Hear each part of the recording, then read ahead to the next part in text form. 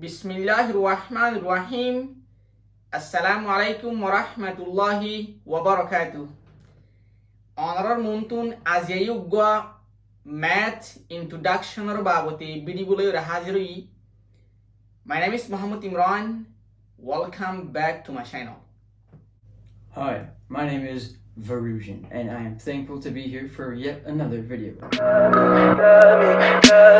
Tell me pretty lies, look me in the face, tell me that you love me, even if it's fake.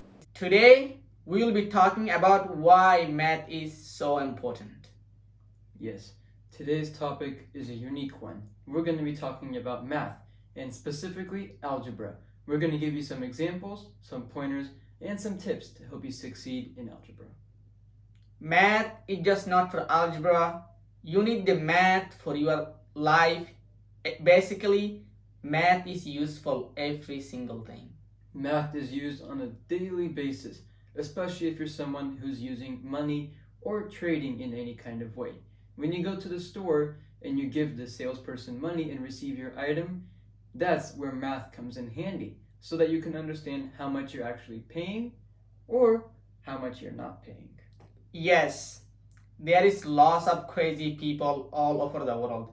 If you don't know how to count money, they will take your money, or you will be like a give more money than you buy the products. Yes, money is very important and money has value. Therefore, algebra is an important skill to know how to spend your money correctly. For example, this is iPhone. There is very complicated math here inside, probably way higher than calculus, I guess. Yes, lots of calculations and lots of mathematical equations go into creating this iPhone that Muhammad has. It's just not iPhone. Basically, every single thing, every single items you use, probably math is everything. Okay guys, we will give some basic introduction in math today. I hope you guys watch our video and subscribe to my channel. Okay, let's teach you guys some math. Hey guys, welcome back to Algebra Lessons with Mohammed and VDawg. Today we're going to be talking about algebra, but addition algebra. So addition is probably the most simple version of algebra. Here we have an example. We have u plus 2. The outcome is pretty simple. You put the two together and you get YouTube. YouTube, eh? Now let's go into some numbers, shall we? Let's say we start with, and this is the easiest one, we're gonna go 1 plus 1.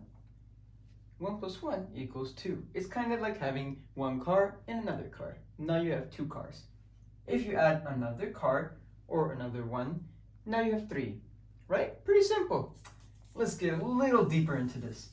So, I'm gonna show you what a fraction is. A fraction looks like this, 1/2. It has a number on top, it has a line, and it has a number on the bottom. This is called 1/2. It's like when you have pizza and you divide it in the middle. Now you turned it from one piece into 2 pieces. Let's say we do 1/2 plus 0.25. You might be thinking, 0.25, what is this? That looks so scary. It's actually pretty simple. So we see we have two numbers after the decimal. So we have 2 zeros in the denominator. And then you see you have 25. To simplify this, you look, oh look, 4 25s fit into 100. 4 25s fit into 100. So now we have 1/4 plus 1/2, right? Now you might be thinking, how do I do this? That's not 1 plus 1. I'll make it easy for you. So you have 1/2 and you're gonna add 1/4. What you're gonna do here is you're gonna get the same denominator. So you see a 4 here, you wanna get a 4 here too. So what did we just do? We did 2 times 2. We do the same at the top, multiply by 2. Now we have 2 plus 1 at the top. We get 3. And the trick here is you don't add in the denominator. You don't get 3/8. No, no, no, no, no. Denominator stays 4. So then we end up with the simple answer of 3/4 as our answer. So let's go even deeper into this topic. We're going to talk about special numbers that I like to call under the ground numbers. These are also known as negative numbers in the algebra world. Let's say we have 4 over 8. And we have plus negative 7/4. Look at this. We have two fractions. One of them has what looks like a minus in front. So you're thinking, whoa, something doesn't make sense here. It's pretty simple. This can also be written as 4/8 minus 7/4. You just drop the plus. So you might be looking again as the previous example. It's not the same denominator. We simple fix that. See 8 here and a 4 here? We can turn this 4 into an 8 by multiplying by 2. We do the same thing at the top. 7 times 2, we get 14. So now we have 4 minus 14. And you're like, whoa, wait. 4 is smaller than 14. How do we fit 14 into 4? We're going into negative numbers. You have 4 minus 14. So if you were to do 14 minus 4, you get 10. Pretty simple, right?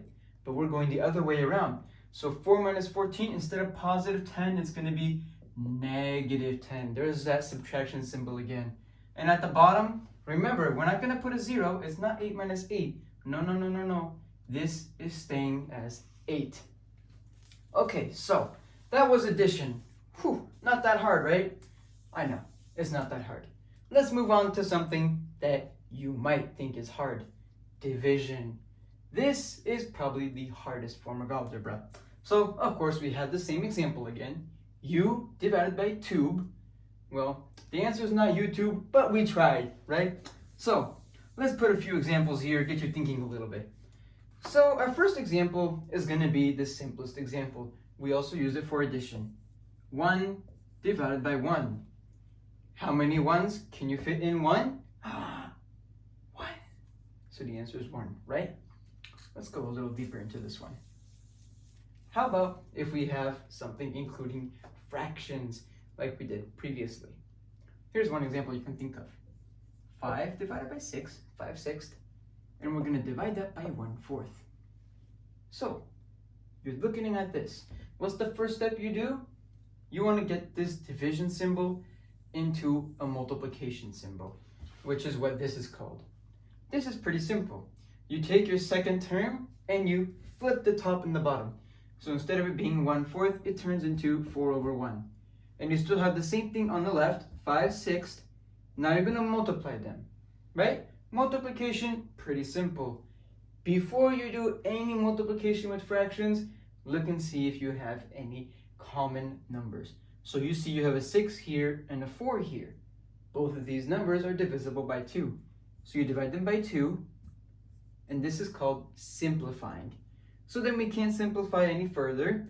So we get to 5 times 2, we get 10 at the top, and at the bottom 3 times 1, which gets us to 3. So our final answer is 10/3. Now, let's do something with negative numbers, and then we'll move on to the other ones. I'm sure you are so excited to do the other two.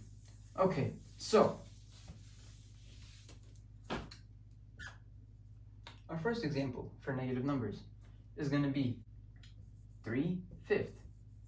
And this time we're going to divide it by a decimal again. Remember decimals from previously? Here we go. We'll do 0.667. So, if you're familiar with how fractions work, 0.667 is equivalent to 2/3. So now you have 3/5 divided by 2/3. You're with me so far. Now what do we do here? Do you remember? We get rid of this ugly symbol and turn it into this beautiful symbol right here. How do we do that? Take the second term and flip the top and bottom. So now this is going to turn to 3/5. We're going to multiply it by the flip. The flip is 3, 2. So now we're looking for any ways to simplify this before going forward. Can we simplify this? We can't, but that's okay. So we're going to do the top. We get 9 at the top, 3 times 3. And then we're going to do the bottom, 5 times 2. That brings us to 10. So the simple result of this mumbo jumbo is 9/10. Now, let's move on to some examples of multiplication and subtraction with Mohammed. Assalamualaikum warahmatullahi wabarakatuh. Hi guys, I will teach you some multiplication and subtraction. 26 times 25. What is 26 times 25? For example, 6 times 5 means you have to add 6 5 times. 6 times 5 is 30. You have to add a 0 here, put the 3 on the top of the 2. And 2 times 5 is 10. Plus 3 is 13. And you have to put the plus here and put the line here. And 2 times 6 is 12. You have to add the 0 here first and put the 2 here and put the 1 on the top. And 2 times 2 is 4 and 1 on the top is 5. After that, and you have to add it. What is 0 plus 0? 0 plus 0 is 0.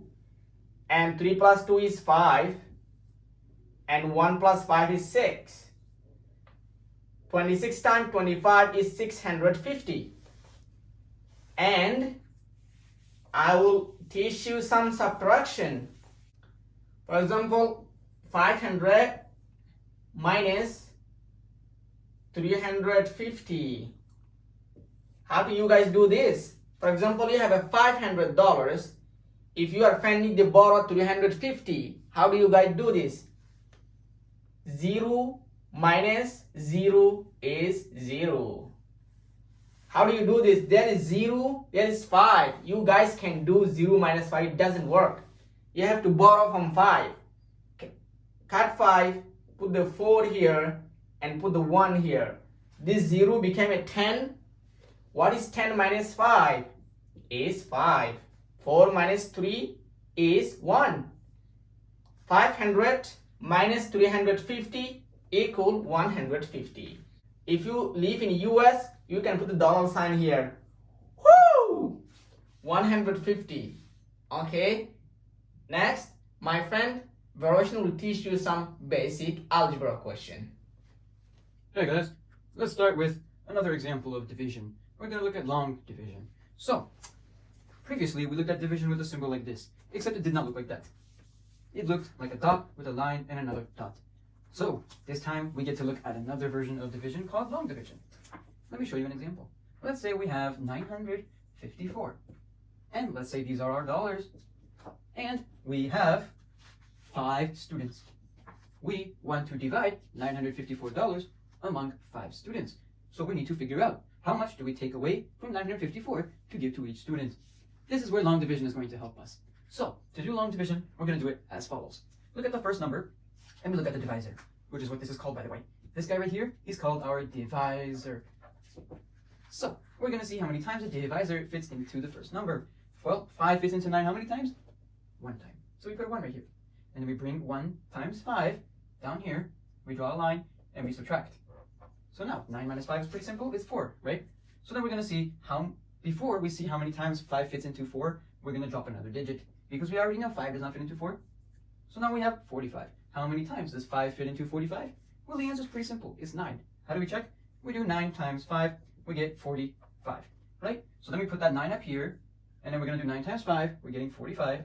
We're putting a 45 down here, and we're subtracting. We're going to get 0, and we're going to drop down the last number. So now we have 4. How many times does 5 fit into 4? The answer is 0. Uh-oh. If the answer is 0, 0 times 5 is 0. If we have, let's make this larger. If we have 4 minus 0, we have 4. Uh-oh. This is where we need to go into decimals. We're going to add a dot, because see, there's no more numbers after, but there's always tons of zeros. So we put a dot and a 0. So now we have 4.0. We're going to treat this as 40. How many times does 5 fit into 40? The answer is 8. How do we know? Well, 9 times 5 was 45. We subtract 1, 5, we get 40, right? So it's just 1 less than 9, 8.